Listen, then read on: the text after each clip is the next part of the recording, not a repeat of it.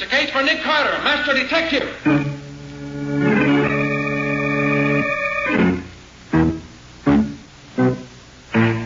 Yes, it's another case for that most famous of all manhunters, the detective whose ability at solving crime is unequaled in the history of detective fiction. Nick Carter, master detective.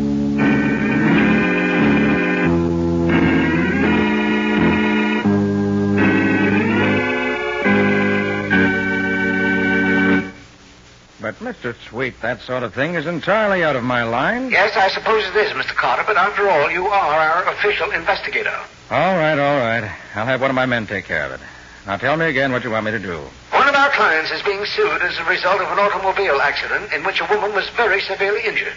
Our client got the name of one witness, but another witness got away before he could find out who he was. Now, our client says he was a very tall, thin chap with red hair, probably in his late 20s. A bystander told him that he thought this man lived just a couple of blocks away. That's all we know about him. But his testimony is extremely important to us in our defense of the case. We must find him at once.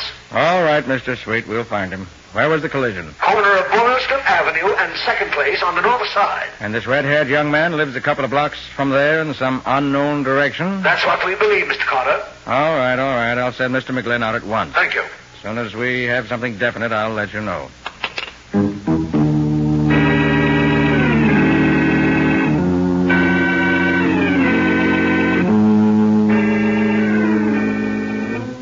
So began a case the like of which had never been encountered by Nick Carter, master detective. A search for a missing witness seemed like a simple routine job. But Nick didn't know about the two old ladies who lived in the little house on the edge of town. You'll learn all about it in The Case of the Little Old Ladies.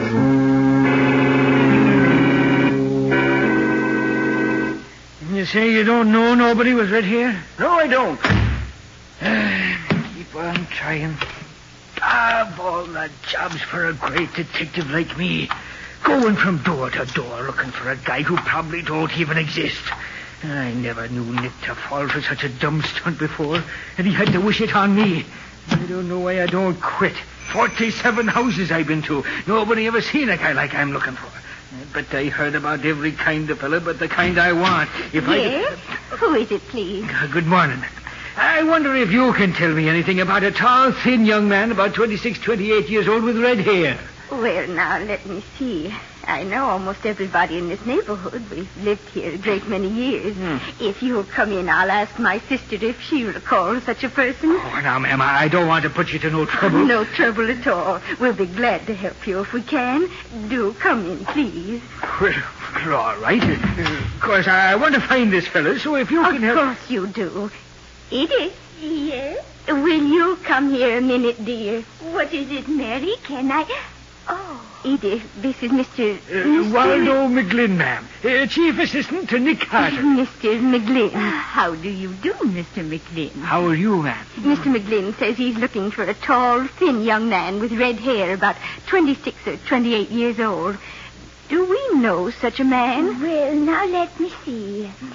There was James Bond. He used to live down the block next to Moshe's, but he moved away last year. Oh, his hair was really almost blonde, dear. Do you suppose he could mean Walter Castle? Oh, sister, he must be nearer 35. I suppose you're right, Edith. How about young Ed Terrence? He lives over on the next street. Oh, no, sister, he's short. Almost as short as Cousin Elmer is.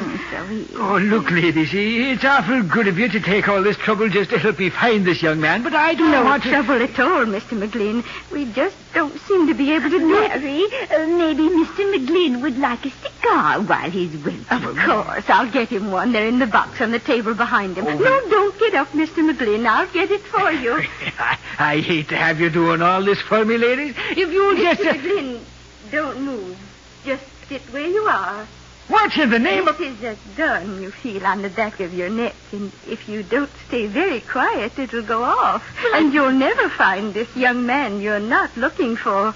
Not looking for? Shall I tie him up now, Mary? Yes, Edith. Tie him up right in his chair so he won't have to move at all. And tight enough so he can't move. Very well, Mary. I brought the rope as we planned. But look here, ladies. I just want to find a fellow. You can't fool us, Mr. McGlynn. We know why you're here. You came here to try to trap us into a confession, but we were too smart for you. Now that you've found out where we live, we'll have to go away, of course. That's why we have to tie you up, so you can't follow us. Oh, Mary, Bill isn't going to like this. He trusted us, and now look what has happened. We've failed him. I know it. I can't imagine how this man found out, but I'm afraid Bill will never forgive us, sister. What in the name of all that's holy are you dames talking about? You know well enough, Mr. McGlynn. You don't have to ask us what we've done. If you didn't know, why are you here? There. He can't get out of that, I'm sure. Oh, look, ladies. Nick Carter ain't going to like this. Not at all. He says I always get things balled up, and now he's... Oh, don't you worry, Mr. McGlynn. He can't blame you. We're just too clever for you and you're Mr. Carter. Come, sister, we must pack and... What is it that all good thieves say? Oh, yes. We must pack and scram.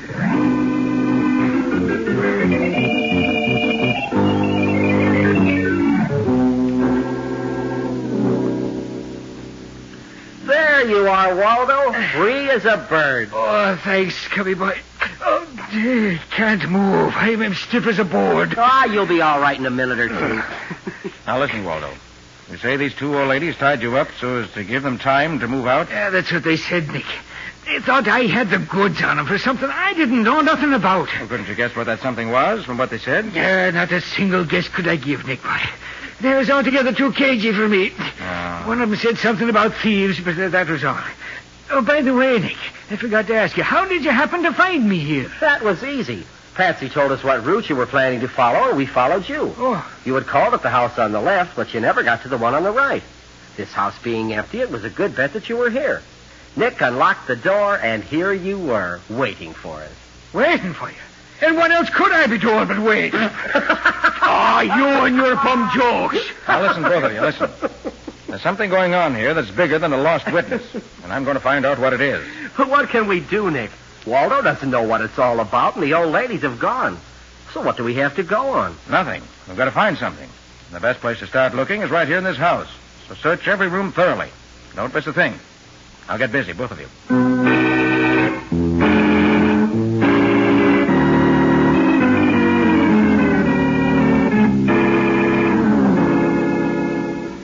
And all you found was that burned paper? That's all, Patsy. And what good that is, I'm darned if I can see.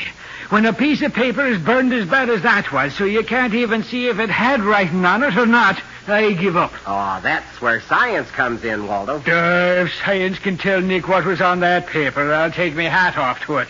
Even old Sim Carter couldn't do that. The use of infrared light and reading the writing on a burned paper is one of the new developments that have Oh, come Nick, in. did you find anything worthwhile? Maybe yes and maybe no.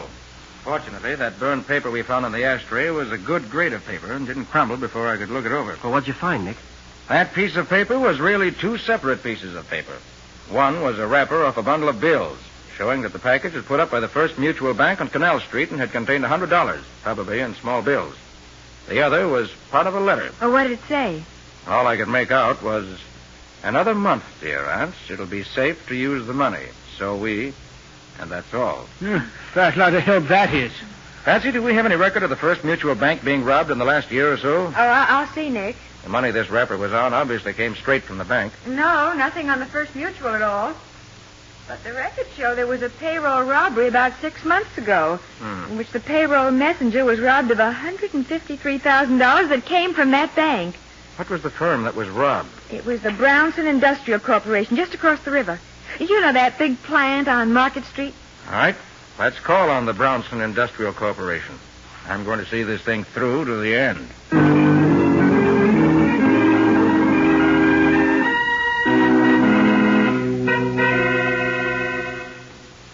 want to see me, mister? I do. You're the payroll messenger who was robbed about 6 months ago? Who are you? This is Nick Carter. Tell him what you know about it. Oh, okay, yeah.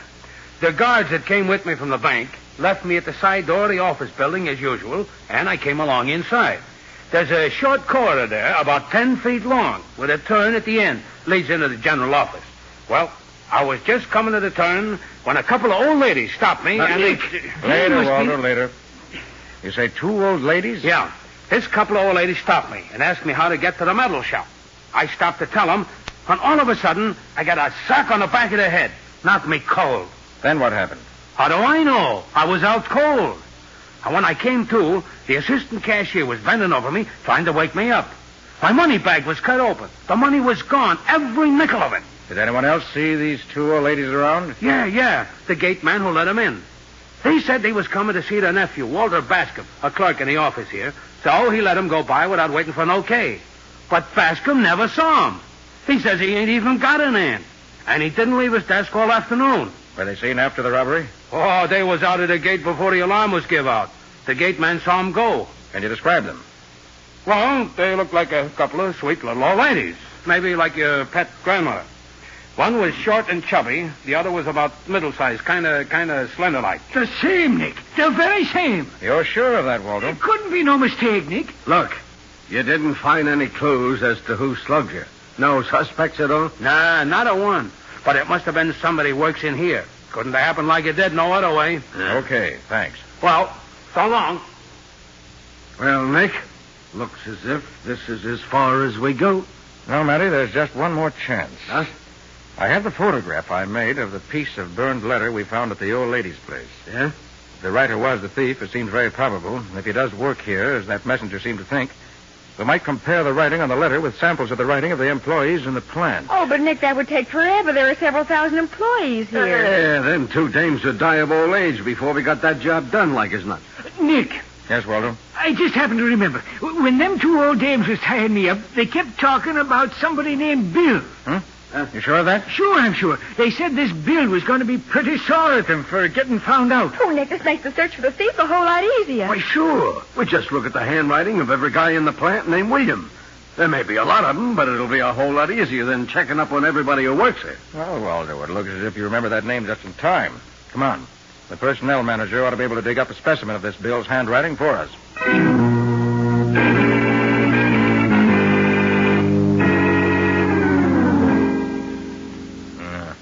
Much as I regret to say it, isn't this William either? You mean to say that out of 347 guys named William who signed these employment cards the personnel manager gave us, there ain't one that writes like the sample in the photograph? To the trained eye, there's not one of them that's the same.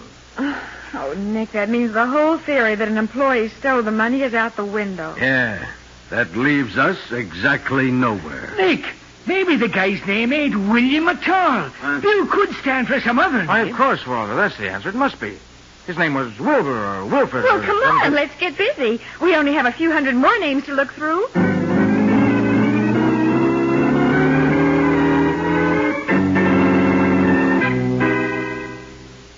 Yes. This is it, all right. Who is it, Sure? Nick? Wilfred Bergen. Works in the stockroom. Mr. Brown, where's the stockroom? I'd like to talk to this Bergen. It's in the next building back of this one. You'll probably find him at his desk. It's just to the right of the door. Would you like to have me call him and tell him you want to see him? No, thanks. We don't want to warn him we're coming. We don't want him to get away before we have a talk with him.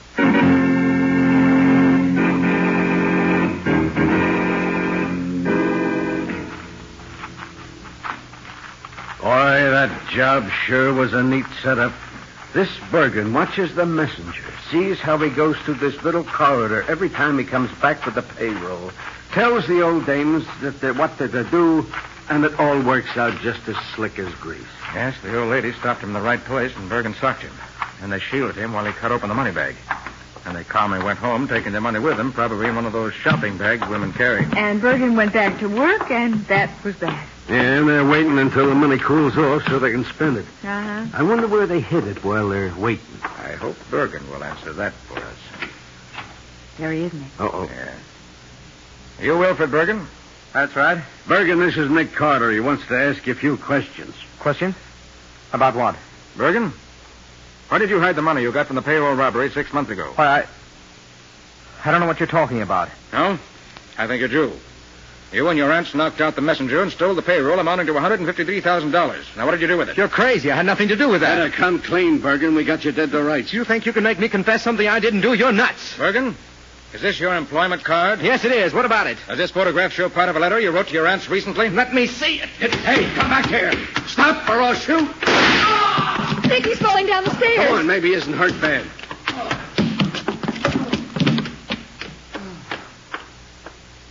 You won't die, Bergen. You only got shot in the leg. My neck. My neck. I can't move. Let me see. Huh? You shot him in the leg, all right, Matty. Then falling downstairs, he broke his neck. Oh, Nick, no. Smooth. Now, Bergen, see here. I'm afraid you haven't long to live. Before you go, tell me, where's the money? Isn't there something we can do for him? I'm afraid not, Patsy. Bergen, where did you hide the money? I buried it.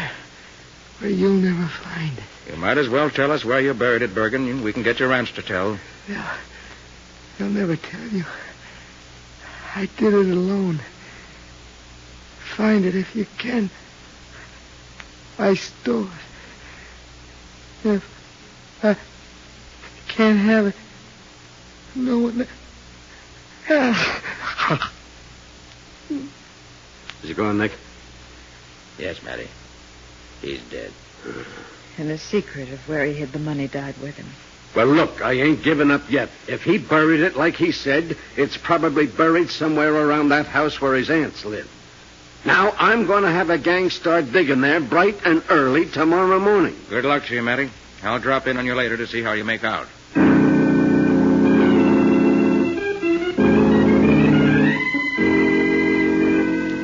Hello, Sergeant. Having fun? Hi, Matty. How you making out? As if I couldn't see for myself. Oh, I ain't making out, Nick. We've been over this whole doggone lot and not a sign of the money. Oh, apparently Bergen must have buried it outside the limits of the property. Well, if he did, he can stay there for all of me. Do you realize, Nick, that this is the last street in this section? From here out, it's open country, and the darn stuff could be buried anywhere for the next 5 miles. Matty, if I can tell you right where to dig for the money, will you try it once more? Nick Carter, you've been holding out on me again, so help me. No, Matty, no, I haven't been holding out on you. Just answer my question. Yeah, I'll try it once more. But look, if it don't work, keep away from me next time I see you. Okay, Matty. Meet me here in the morning about 10 o'clock. I may have something for you. So long. So long, Sergeant. Nick, do you really have an idea? I do. I believe I can come back here tonight and locate the exact spot for him. Well, tell me, Nick, what's your plan? I'm going to get hold of an army officer I know and have him help me. Help you what? Locate the money. Is that all you're going to tell me? That's all for now.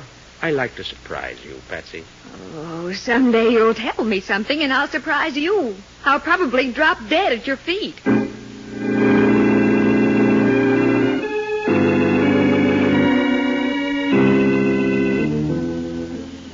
Sorry this is such a blind search, Lieutenant, but as I said, we have no idea where the money was buried. Oh, that's all right, Mr. Carter. I'm used to working like this. Not too dark for you, is it? Oh, no, indeed. I've worked this gadget on darker nights than this and got results. I suppose we swing over this way for a change. We've pretty well covered the ground on that side. Okay, Mr. Carter. Whatever you say. Over here, maybe? Yes. If we don't find anything in this strip, I'm afraid we'll... Hey, wait a minute. Found something? I think so. Yes. Yes, this is it, I'm sure. No question about it? None at all. I'm certain that if you dig here, you'll find the money. Well, if the money's there, Matty will find it. But we don't want your Matty to find it. Who are you? We want to find it ourselves. Of course we do.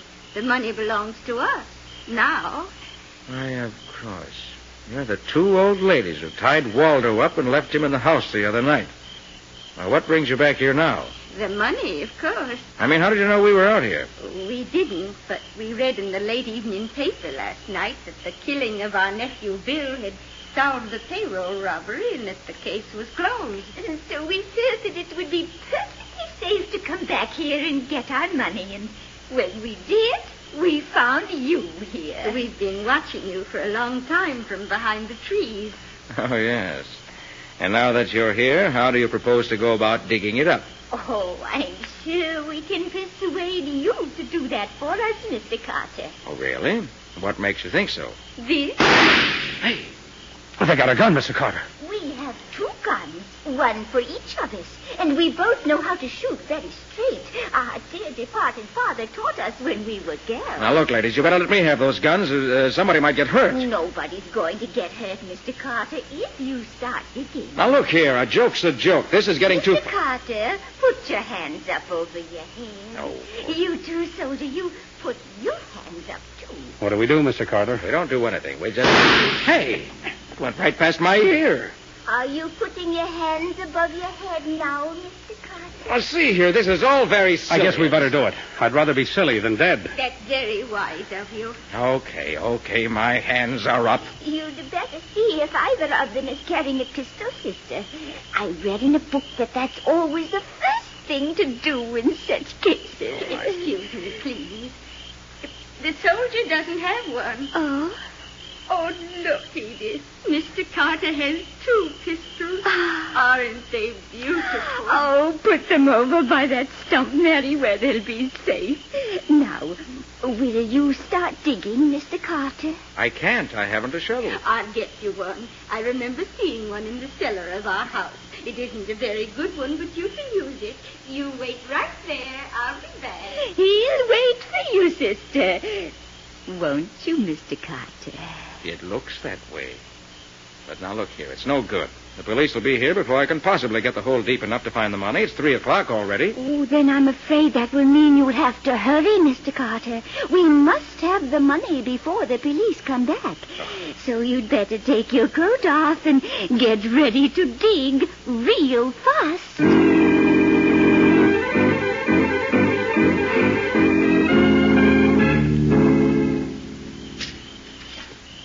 Look, sister. The soldier has gone to sleep. Yes, poor dear. He must be all worn out watching Mr. Carter work. Oh, what time is it? 7:30. Oh, dear, I do hope we can find the money before the police arrive. Mr. Carter? Yes? Please dig a little faster. It's getting late. Oh,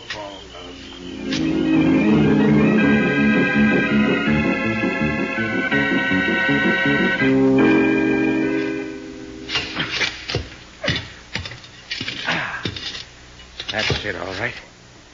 Well, at least I have the satisfaction of knowing we found the right place. Well, after 10. Matty ought to be here by now.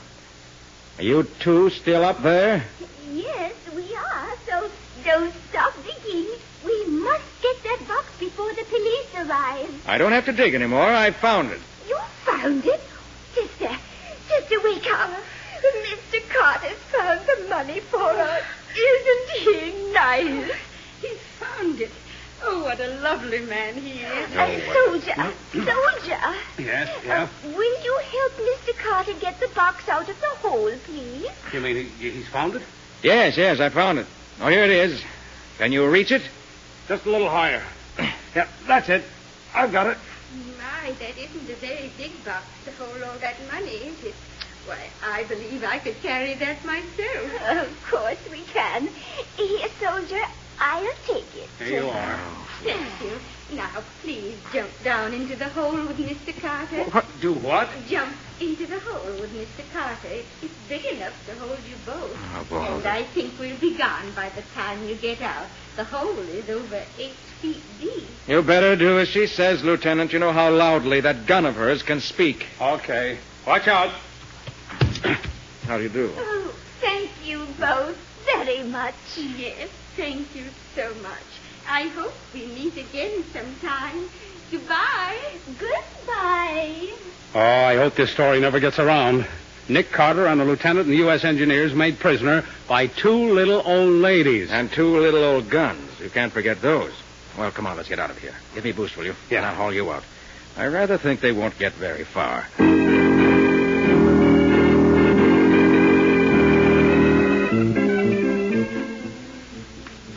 Oh, I'm so glad we found this money before those horrid policemen got here. Oh, yes.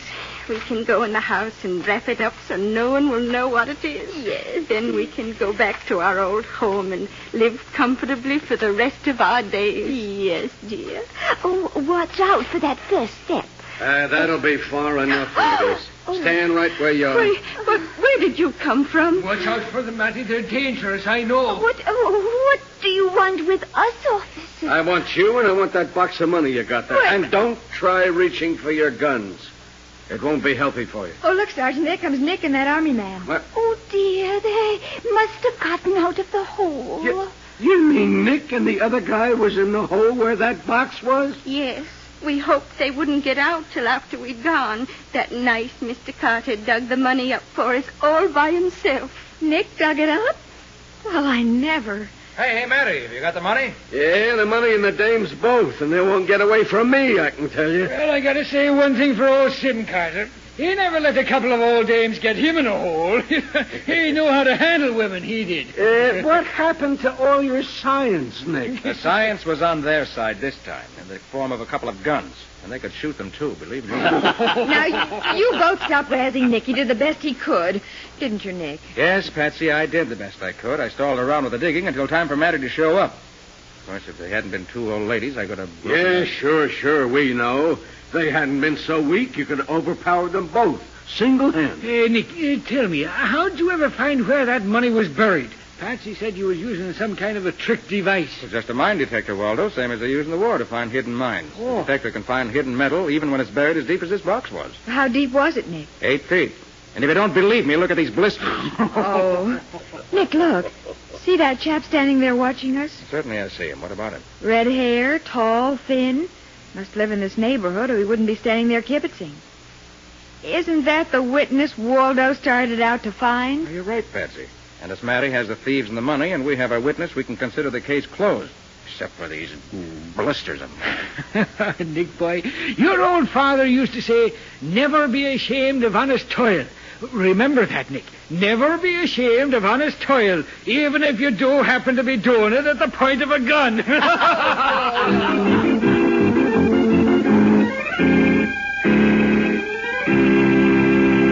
Well, Nick, how about a few highlights on next week's show just to whet our appetite? Good idea, Ken. My story next week is about a man who was killed by a rifle shot, but the bullet came from the wrong gun. And the ladder was too long. The which was what? The ladder was too long. So what? That's the story, together with the fact that the boys' club met very late that night. That's enough. What do you call this weird combination of clues? I call it the case of the wrong clue.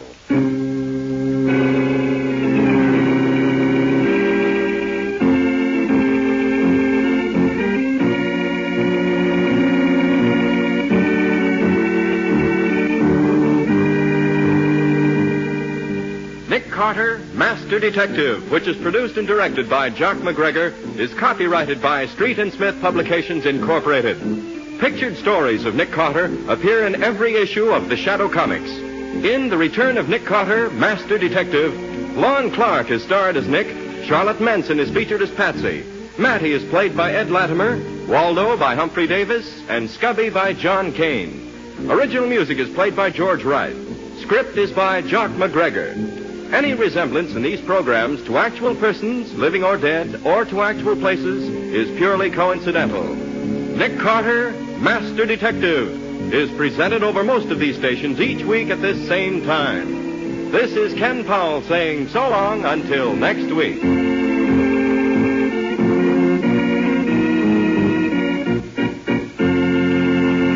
This is the Mutual Broadcasting System.